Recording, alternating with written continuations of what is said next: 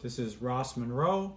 I'm the writer-director of the film Broken Palace, and I'm coming to you from Vancouver, BC, Canada. So what inspired me to become a filmmaker? Did I always know I'd be a filmmaker? Well, I think what inspired me to be a filmmaker, oddly enough, was at first, when I grew up, I actually wanted to be a hockey player, a professional hockey player. Then, of course, when that dream was crushed due to my inability to be able to give or receive a proper hip check, I basically then wanted to be a rock and roll star. I was in some high school bands, and I thought that was my calling until I figured out that I may not have been as good as Keith Richards as I thought I would be. So then I thought, well, hang on, I actually love movies. I grew up watching movies. And I started to get at that age as a young adult where I would start to go to repertory movie theaters in my native Winnipeg. And I would start to realize that there's a whole aesthetic and a whole world of filmmaking there from different filmmakers from around the world. And I was starting to see that films aren't just a collection of necessarily just entertaining images, but there's actually an aesthetic and a vision involved in the actual films themselves. And so I started studying them, started sort of learning the lexicon of filmmaking, and then that's what really got me excited about eventually going to film school and just learning all the nuts and bolts of physically actually making a film. So the next question, what's your favorite movie? My favorite movie tends to change from moment to moment and time to time. It depends what I'm working on or focusing on. I would say in the case of Broken Palace, because when I think about working on that film, because that has to do with looking in the past and having to do with my experiences going to movies and remembering those old glorious movie houses, which are now being destroyed, unfortunately, which is what Broken Palace is about. My favorite movie of all time, right now, I have to say Fellini's 8½.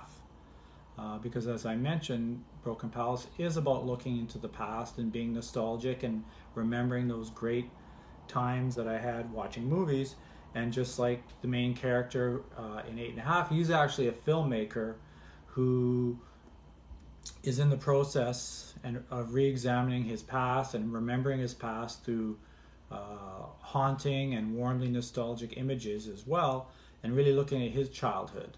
So I would say, because of all those factors and the fact that I think that I have sort of the same idea what I'm trying to do with Broken Palace, the same thought processes, memories. So I would say 8½ by Fellini. Which director would you work with? Who would you like to meet? For me, basically, I would love to meet so many different filmmakers, from the past, from the present. But the one that comes to mind, I would say, in terms of a contemporary director, I would say Quentin Tarantino was someone who I would love to meet, work with. The reason I'm really drawn to Quentin Tarantino is I think that, first of all, I think we have similar backgrounds in the sense that I just like myself, I believe he was a movie rat as a young age, and he was roaming around all these movie theaters, spending his days watching all these movies, especially during the same era as me, because I think we're the same age. So I think we were both going to movies, sneaking around movie theaters in the early 70s to mid 70s to late 70s, and seeing all that era of classic movie making. So I think we'd have a lot to talk about, a lot of shared experiences.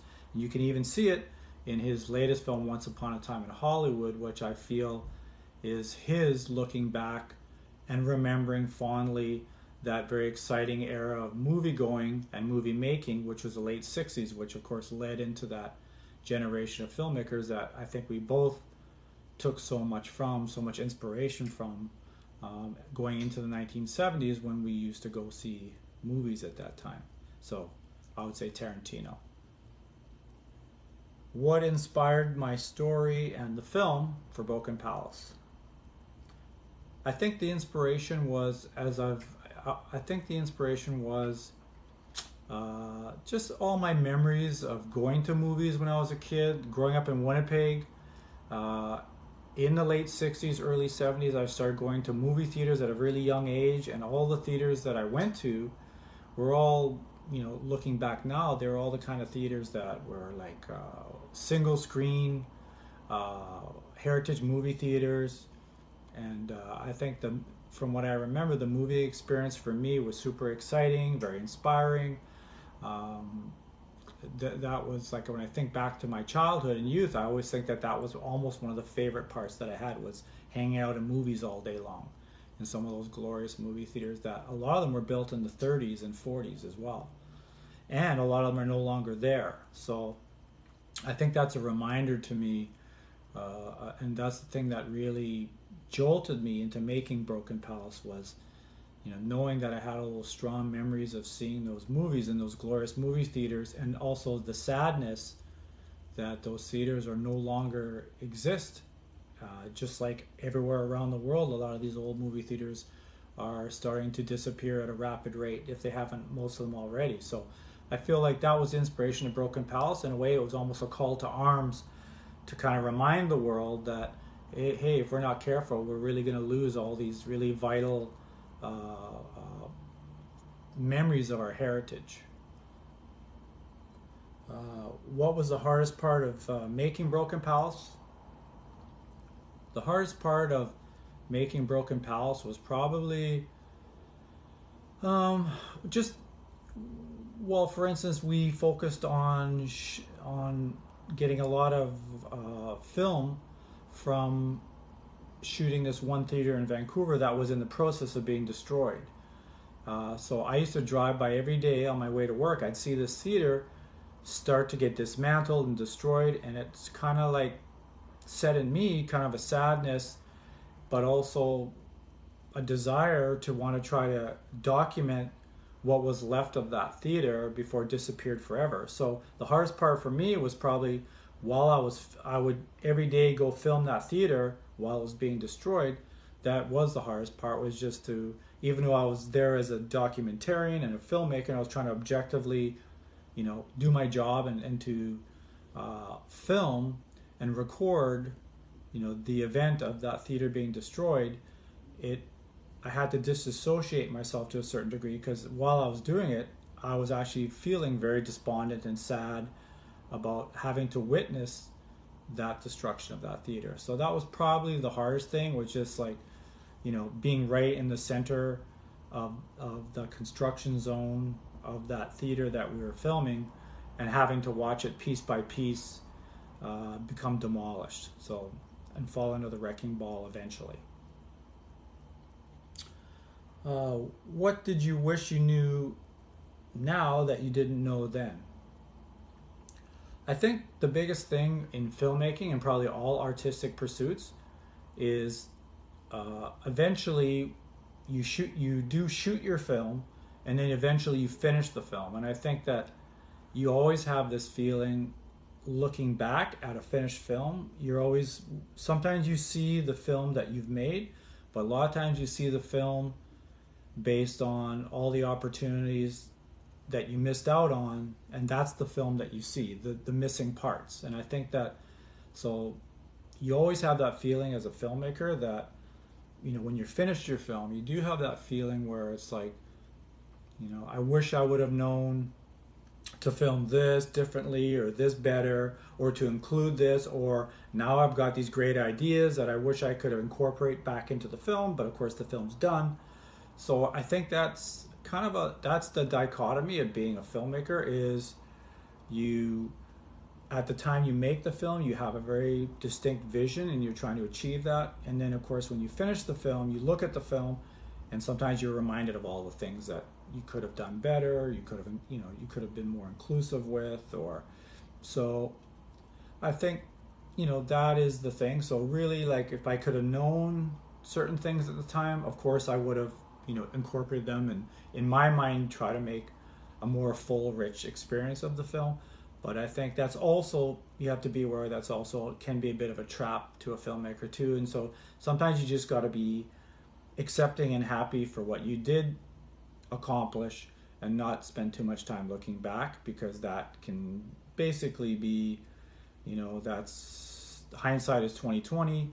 That's Monday morning quarterbacking. And I think that it's always good just to realize that you did the best you could with the ideas that you had going forward, and maybe just take everything that you wish you would have done on that film and just take that in, absorb it, and as a filmmaker, learn and try to utilize those aspects on your next project. What film am I working on now?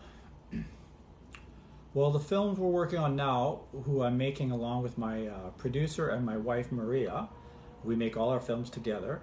The film that we just finished, actually, another documentary called European Tour 73, which is a personal family story based on my dad. He took myself and my 4 other small brothers at the time in 1973 on a barnstorming trip to Europe for 6 weeks in a little tiny camper with my mom as well. And basically the documentary details that trip and goes into the reasons and inspirations about why my dad did that. He was very obsessed. He went and bought a Super 8 movie camera at the time and he documented it. So I feel like that was another personal story, just like Broken Palace is a personal story. I feel like this documentary is very personal. It's actually going to make its world premiere at the American Documentary Film Festival in Palm Springs, California in September. So we're pretty excited about that. And right now we're just submitting and waiting for other film festivals for that film. And but we always feel it's a good thing as filmmaker with my wife and I that we try to get a lot of projects in various stages of production. So we also, on top of that, European Tour 73, we also have an animated film we're working on. As we actually incorporated some original animation into European Tour 73, and we were so inspired by that and enjoyed doing that and collaborating on that, that we've actually started developing a new animated film that also deals with something very inspirational back in my childhood. So that sort of also deals with similar themes of nostalgia and family. And also we're working on another feature film, our last feature film, A Legacy of Whining. We're very happy with that. That's available online streaming everywhere, so we're excited. So we're actually always marketing and promoting that film as well. So that's another project we have on the go. And so yeah, we basically, it's important to have a lot of different projects in various stages of development, because you could be, for instance, submitting one film like European Tour 73 into film festivals. Meanwhile, you're developing another film like the animated film, and then meanwhile you're also promoting existing films that we've made like A Legacy of Whining, and actually my first feature film, Brewster McGee, which is almost approaching 20-year anniversary now of when we made that film, and we're actually going to be doing a restored version of that in a 2K restoration of Brewster McGee. So we're excited about that, and that's another project now that we're going to be re-releasing into the world to celebrate its 2-decade anniversary. So we're very excited about that. So the reason that I'm shamelessly plugging all these projects is basically just to reinforce the notion that we find it really important, and it really works for us to have all these various films all going in various stages. So that is basically where we're at, and with current projects, future projects, past projects, and it's always an exciting time when you can get multiple projects moving forward, and so we're very excited to do that.